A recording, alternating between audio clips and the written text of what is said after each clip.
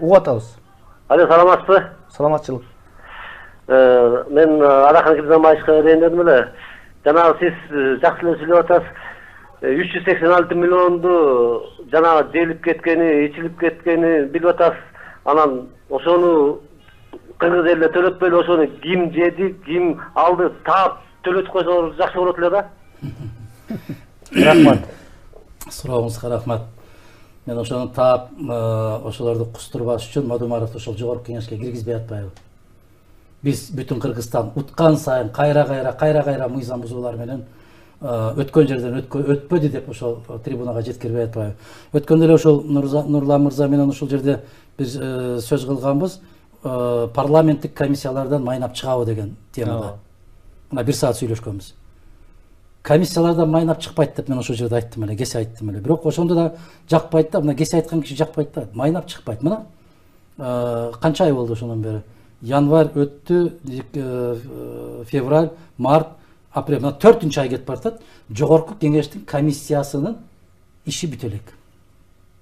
Жыйынтыгын жарыя кыла элек, туурабы?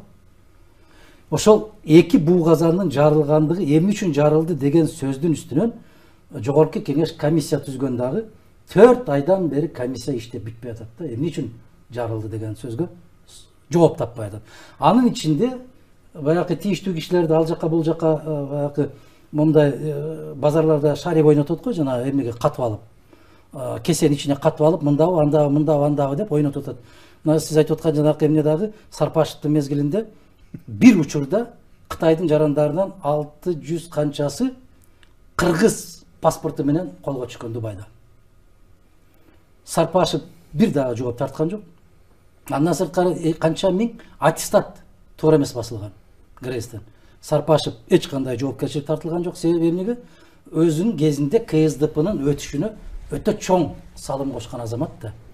Аны дагы ал жака алып барып, бул жака алып барып, ордун алмаштырып туруп, анан бир кесени коюп койду, кыргыздар таап алгыла деди. Мына жерде десек, ачсак эч нерсе жок да, Сарпашевдин жытында калган эмес ал жерде. Азыр дагы мына ошондой оюн жүрөт азыр мына. Мына Атамбаевдин жанагы коррупцияга малынган кишилер ушулар экен деп жарыялады. Эч кандай чара жок, чара колдонбойт. Качпасаң мен күнөөлүү эмесмин деп, ары кетти, бери кетти, бул жака кетти деп туруп таап алды. Анан жогорку кеңеш бир кесени таба коет, ача коет, ал жерде эч кимдин жыты да жок. Алмаз Кененбаевдин айтымында Борбор калаанын мэри Албек Ибраимовго сессияга чакырган телефонограмма жөнөтүлдү. Азырынча ал келери же келбеси белгисиз. Шаар башчысы эс алууда жүрөт. Мэр эмнеге мына ушундай убакта анын биринчи орун басарын камакка алып, кылмыш иши козголгон чакта жылуулук сезонуна даярдык жүрүп атканда эс алууга чыгып алганы түшүнүксүз. Бишкек шаардык кеңешчи да шаардын жашоо ишмердүүлүгүнө жоопкерчиликтүү экенин түшүнүп, сессия өткөрүүнү чечти, дейт Кененбаев.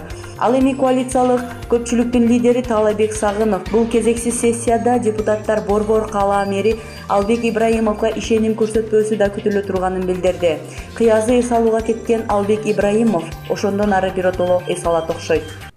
Эми биз бири-бирибизди алдап жүрүп, маскарабыз чыгып бүттү. Президенттик аппараттын башчысынын мурдагы орун басары Икрамжан Элмиянов Москва шаарында жүрөт.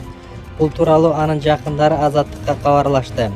Ошон үчүн айттым мен, ар кандай ишти аман-эсен жакшылап жаап коем десем, жогорку кеңештин комиссиясын түз, созуп жүрө бер. Элди алаксыт. Элди алаксыт дагы эч нерсе кылба.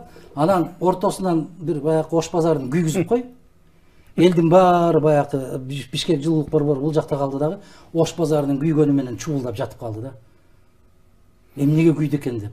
Дагы бир суроо бар экен, урматтуу телекөрүүчү. Сиздерден суранчы, өзүңүздөрдү тааныштырып суроо берсеңиздер. Баягы суроонун аягында мен айтайын, эгер мен ошол жерде болсом, иншаллах Кудай буйрса, эртеге кечпей биз барабыз. Сиз айткан сурооңузга ошол жерде мен жообун берем, аман болсун.